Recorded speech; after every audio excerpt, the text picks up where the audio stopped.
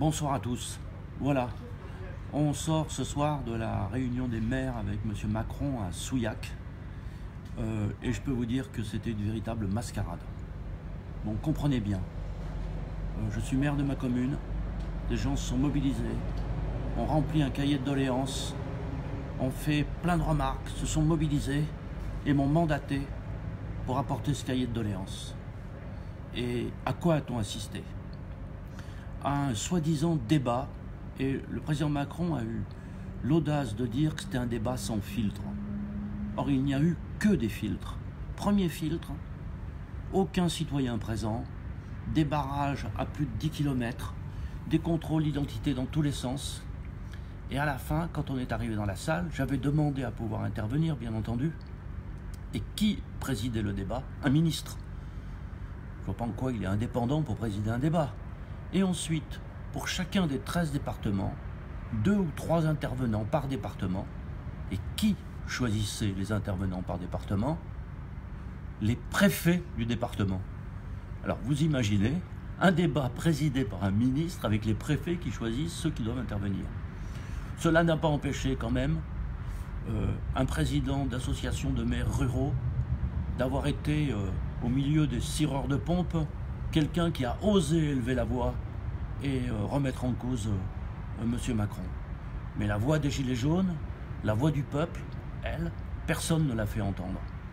Et donc c'était une véritable mascarade. Et c'est pour M.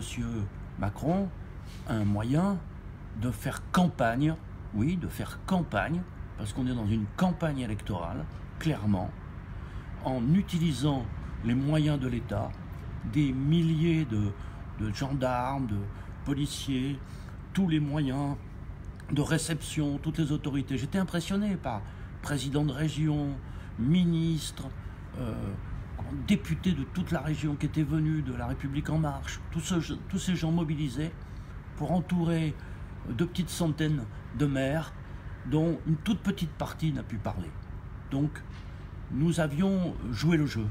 Nous avons dit nous allons répondre à l'invitation. Et les administrés de ma commune ont dit on va aller porter nos revendications. Et puis en fait, on s'aperçoit qu'il n'y a pas de débat. Donc la mobilisation des citoyens pour leurs revendications doit se poursuivre et doit se faire sous toutes les formes nécessaires, de manière pacifique. Mais ne comptez pas sur ce débat officiel pour être entendu. Il faudra passer par d'autres expressions pour pouvoir faire entendre notre voix. J'ai été frappé que dans toute cette présentation, notamment de M. Macron, il y a une chose qui domine. Je ne changerai pas de cap. Il maintient ce qu'il appelle la politique de l'offre et il maintient son refus de faire payer les plus riches. Et il maintient cette idée que si nous voulons obtenir quelque chose, ça sera en diminuant un autre service public, une autre aide sociale. Que donc, c'est une mascarade absolument lamentable, mais nous en avons fait la démonstration aujourd'hui, donc je crois que cela va éclairer tout le monde. Et vous savez, il y a des mots qui n'ont pas été utilisés. Le mot salaire, dans le discours de M. Macron, des mots n'ont pas été utilisés. Le mot salaire minimum, l'augmentation des salaires, l'augmentation des retraites. Il y a un mot qui n'a jamais été utilisé. Le mot de pauvreté, la lutte contre la pauvreté. Tous ces éléments-là ont disparu. Et aujourd'hui, on a un président qui va chaque semaine mobiliser tous les moyens de l'État pour faire sa propagande, pour essayer de gagner du temps. Et bien face à ça, la mobilisation des Gilets jaunes, la mobilisation des salariés, la mobilisation des enseignants, la mobilisation des lycéens, des étudiants, de la jeunesse aujourd'hui, doit pouvoir s'amplifier et tenir et exiger une réponse. Je pense que la preuve a été faite aujourd'hui que ce grand débat national, c'est un grand blabla national qui n'a pas d'autre objectif que de enfumer le peuple.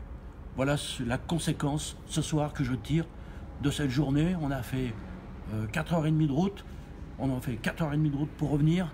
On a passé toute la journée là-bas à essayer de pouvoir parler, mais j'étais mandaté par les habitants et j'ai l'habitude de respecter le mandat que me donne le peuple. eh bien, je rends compte ce soir de ce mandat. Nous prendrons le temps de nous réunir sur le terrain et de nous mobiliser dès demain. Voilà, nous le ferons dès demain samedi. Mais voilà, nous avons rempli notre mission et les choses sont maintenant claires. Le grand débat national, c'est vraiment quelque chose, une opération d'enfumage. Merci, bonne soirée à tous.